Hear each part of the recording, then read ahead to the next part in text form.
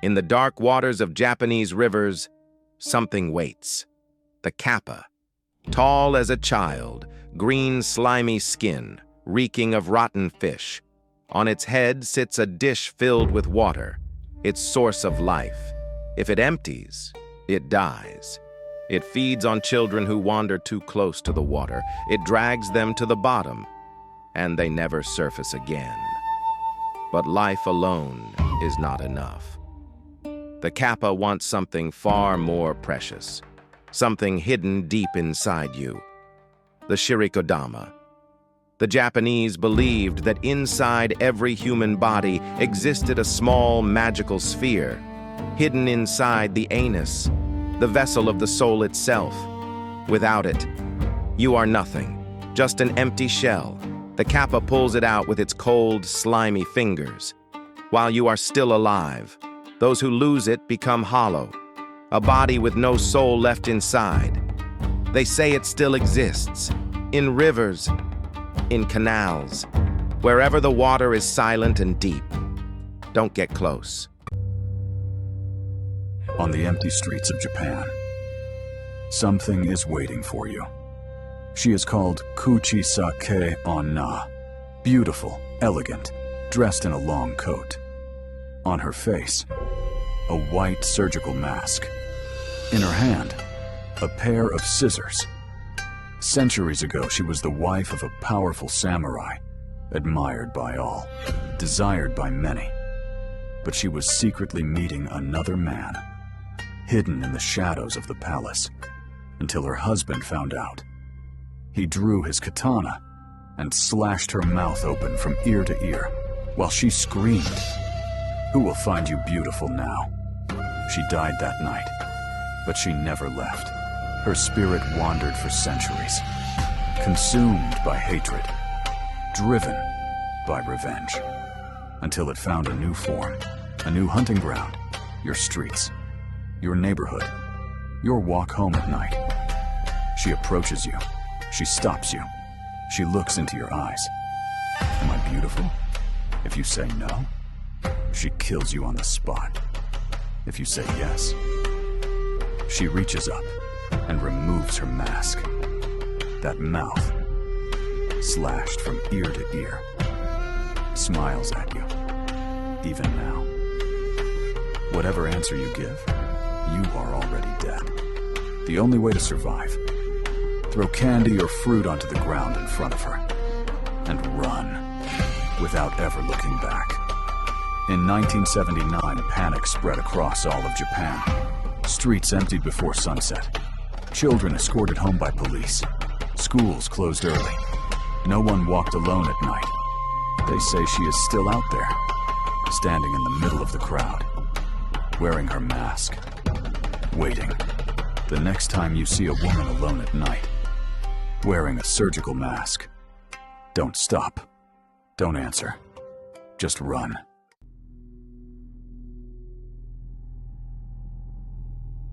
In Japan, there is a sound you never want to hear at night.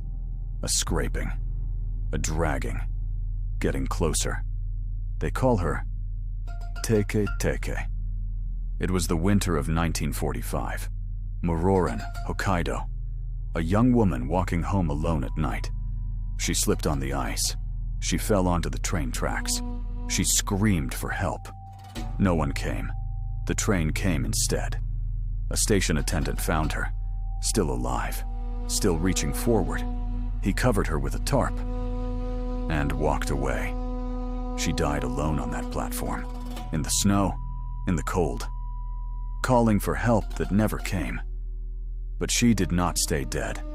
Her spirit rose from the tracks. Only the upper half of her body, her legs, gone forever. She moves on her hands and elbows, faster than you can run, faster than you can think. The sound she makes as her fingernails scrape the ground. Tick, tick, tick. She carries a scythe, or sometimes a saw. She uses it to make others just like her. She haunts train stations, school bathrooms late at night, empty streets after dark. If you hear the scraping behind you, do not look back. Run. There is one way to survive. A Shinto amulet, held tight in your hand. They say it stops her, but you have to have it ready before she reaches you. And she moves very fast. They say she found a new hunting ground. In the age of smartphones, she sends messages now to people alone in their rooms at night. If you receive a message from an unknown number, asking if you know Teke Teke, do not reply. Turn off your phone. Turn on the lights. And do not look at your shadow, because if she has already found you, the scraping has already begun. Teke, Teke, Teke.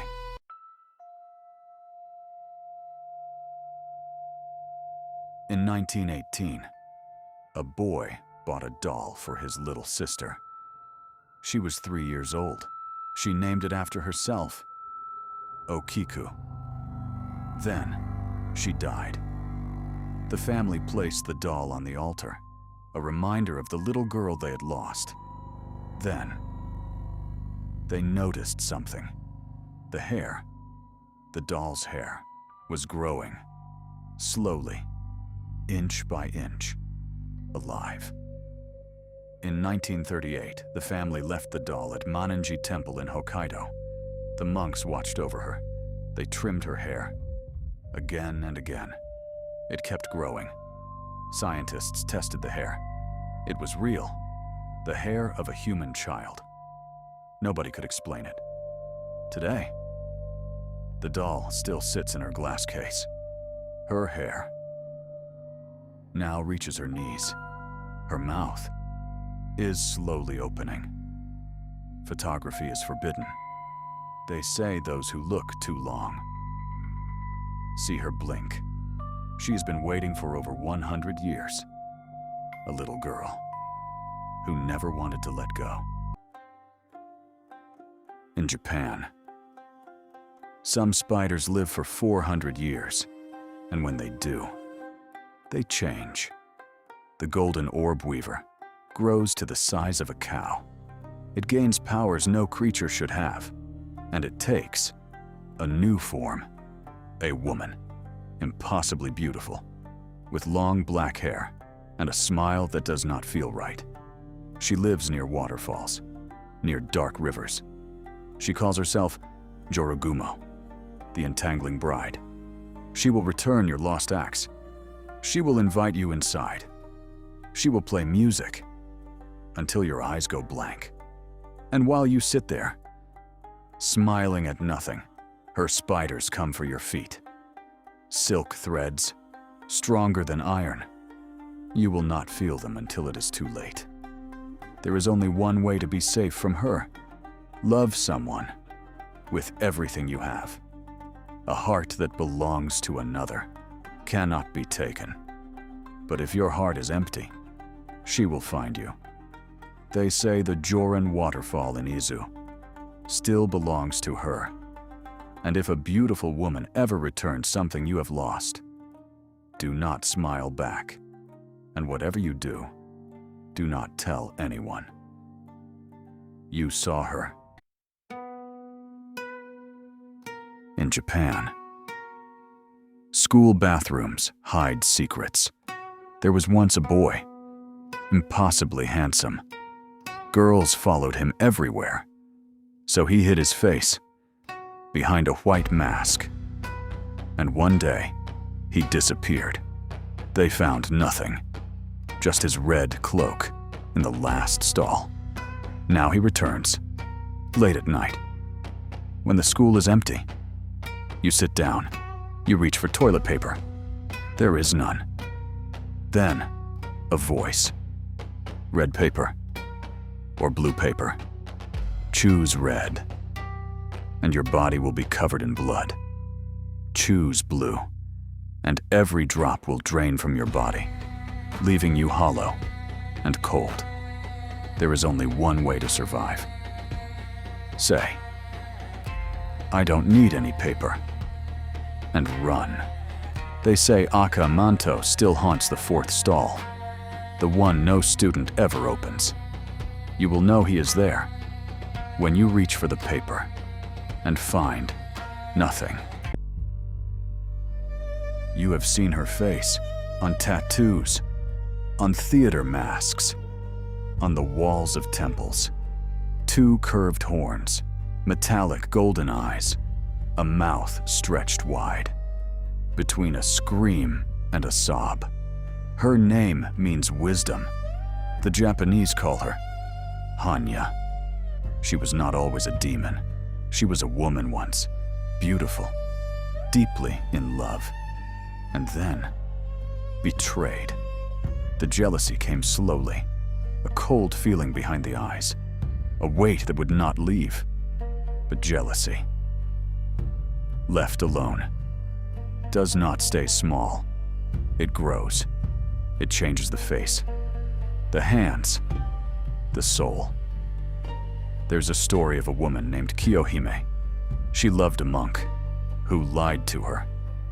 He promised to return. He never came back. By the time she found him, she was no longer human. The monk hid under the great temple bell at Dojo-ji. She wrapped herself around it. The heat of her rage melted the iron. He died inside as she burned. Hannya carved the first mask in the 15th century, that moment between woman and demon. The mask has 3 colors. White, for jealousy beginning. Red, for transformation.